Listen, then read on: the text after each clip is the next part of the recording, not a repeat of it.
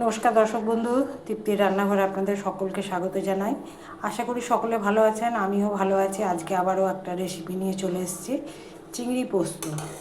দেখুন, চিংড়ি মাছটা আমি একদম মাথা থেকে বাদ দিয়ে একদম শুধু পোস্ত দিয়েছি 2 চামচ, আর সর্ষে দিয়েছি 1/2 চামচ দিয়ে চিংড়ি পোস্ত করেছি। তো চলুন রেসিপিটা আপনাদের সাথে শেয়ার করি, দেখতে থাকুন। দেখুন, এগুলো কী বলুন তো, এগুলো হচ্ছে চিংড়ি মাছ। চিংড়ি মাছের মাথাগুলো একদম কেটে নিয়েছি, কেটে নিয়ে শুকনো কড়াইয়ে একটু উলিয়ে নিয়েছি।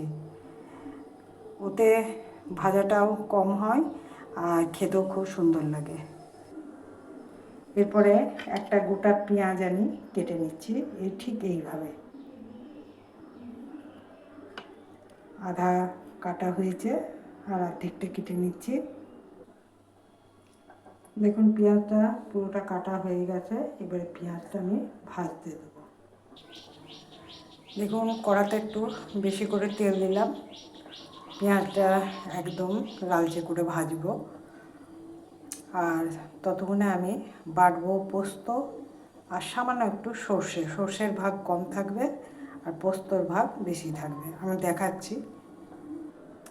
দেখুন, 4 চামচের 2 চামচের মতন আমি সর্ষে নিয়েছি, এই সর্ষে বলছি, পোস্ত নিয়েছি।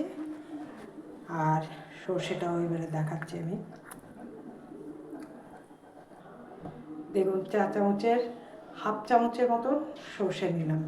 পোস্তটা বেশি থাকলে খেতে খুব টেস্টি হয়। আর এর সাথে অবশ্যই দিচ্ছি 2 কাঁচা লঙ্কা। আমি এটা বেটে নিই। দেখুন, তেলটা গরম হয়ে গেছে, আমি পেঁয়াজটা দিয়ে দিচ্ছি।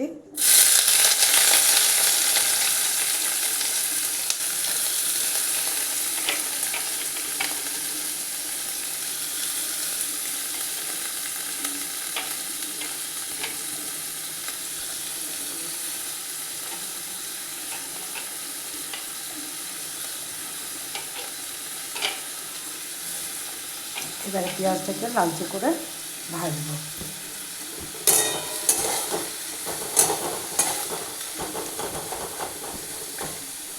পেঁয়াজটা ভাজতে সময় লাগবে, আমি ততক্ষণ বাটনাটা করে নিই।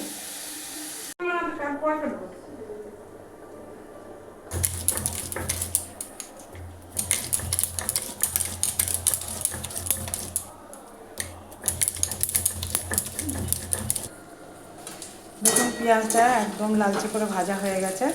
এরপরে দিয়ে দিচ্ছি আমি একটা টমেটো কুচো করে কেটে রেখেছি, টমেটোটা। দেখুন, হলুদ দিলাম আন্দাজ মতন, নুন দিলাম আন্দাজ মতন, আর সামান্য একটু কাশ্মীরি লঙ্কা গুঁড়ি দিলাম কালারটার জন্য। এবারে সবগুলো মিশিয়ে ভালো করে ভাজবো। তুই খাস তো বানা? হবে না?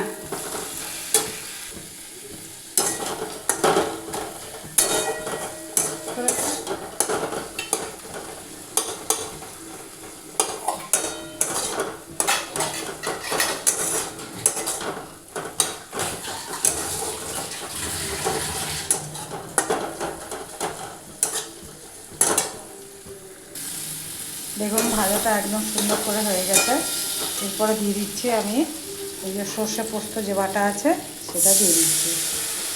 বাটিটা ধুয়ে একটু জল দিচ্ছি।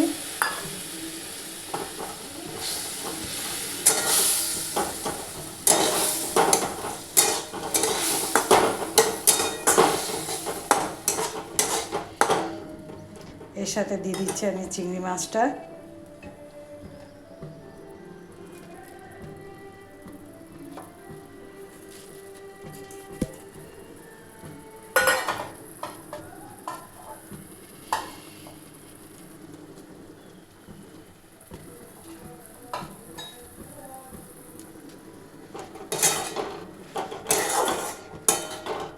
এরপরে বাটিটা ধুয়ে নিচ্ছি, বাটিটা ধুয়ে একটু জল দিয়ে দিচ্ছি।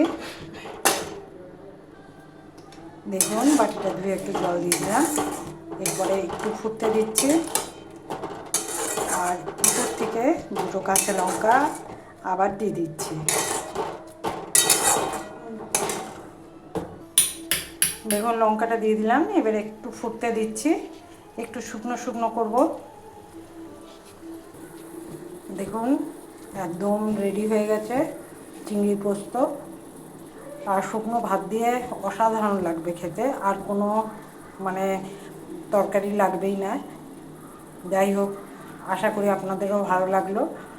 যদি ভালো লাগে অবশ্যই একটা লাইক করবেন, শেয়ার করবেন, সাবস্ক্রাইব করতে অবশ্যই ভুলবেন না।